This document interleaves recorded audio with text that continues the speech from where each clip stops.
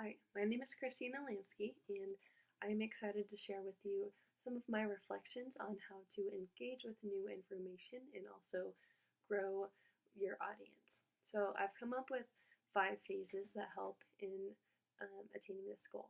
The first being the importance of establishing your passion, what you really want to give across to your audience.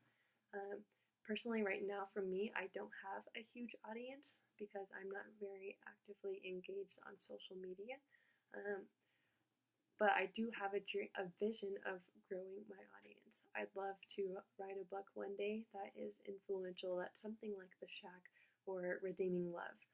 And so, in order to one day grow my audience's interest and engagement, I'll need to adapt Steve Jobs' 2 important qualities of having a maniacal focus and insatiable curiosity.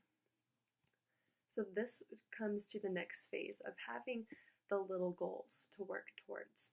So this connects with the question to ask yourself, what can you do to influence and motivate a change in behavior?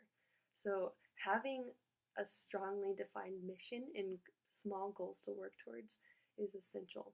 1 Corinthians 9:24-25 talks about how the runners in the race run to get the prize.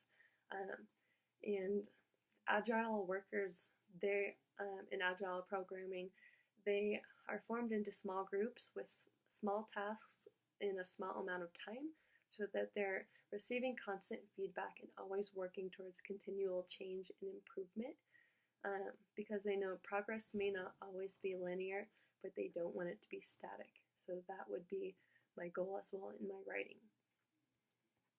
This comes to the next phase, the need for community. So to be improving, you need to be in those small groups, as I've just mentioned.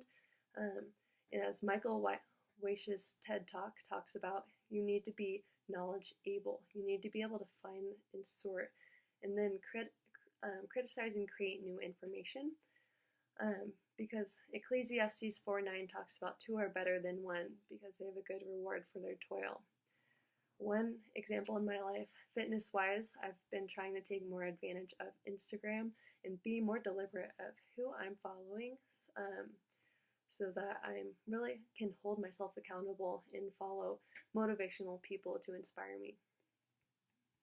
This comes to the next phase of evolution. As you surround yourself with people, they will help you to evolve in your mission and what you want to accomplish. So this also helps you to create new perspectives. The Strength of Weak Ties video talks about how ideas form in hunches and they need to collide with other hunches to really develop and grow. And of course, this will be helpful for me in writing as I surround myself with a community of other writers. Another idea, a friend and I have a coffee shop idea that has evolved enormously over the years as we've talked with various people. Steve Jobs, his curiosity fueled from his passion and led him towards people who complemented his skill set. The last phase is presentation. This is when you're actually delivering your information to your audience. In Nonaka's The Knowledge Creating Company was very interesting, talking about the relationship between tacit and explicit knowledge. And so personally for me, writing is an excellent way for me to move towards the explicit, transforming my tacit knowledge, articulating that, and then helping others to internalize that. So I'll end with Bruce Feiler's quote that greatness is not a matter of circumstance, it's a matter of choice.